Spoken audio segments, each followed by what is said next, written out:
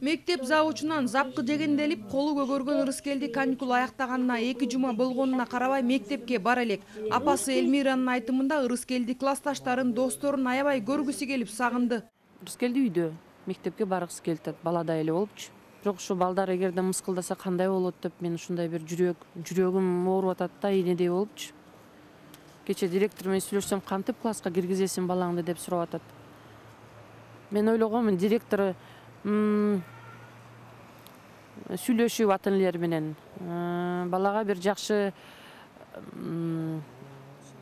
шарт түзүп берет деп директор жактан ошо колдоону күткөнмүн да.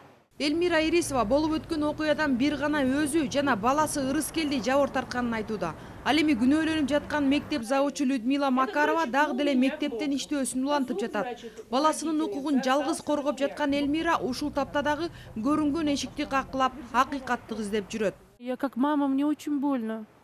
Мен абдан ушундай жүрөгүм ооруп турат да. Ар бир эненин мен ойлойм, что ушундай кадамга бармак, баласынын акыбалын көрүп, ар бир эне бармак ушу кадамгачы. Мен барына кирип чыктым, барына айтып чыктым, ушундай болуп атат деп. Эч кандай чара колдонбойт, дагы эле клок иштеп атат, дагы эле Макаров иштеп атат.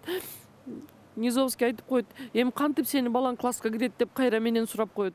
Ал ортодо чырлуу окуяны иликтөө үчүн түзүлгөн комиссиянын жыйынтыгын күтпөй туруп, мектеп директору өз алдынча чара көрүп, окуя боюнча чечимин чыгарып койду. Ага ылайык анча-мынча гана орун алмашуулар болбосо, завуч Людмила Макарова дагы, класс жетекчи Людмила Клок дагы мектепте иштөөсүн улантып жатат. Написала заявление о снятии полномочий завуча начальной школы.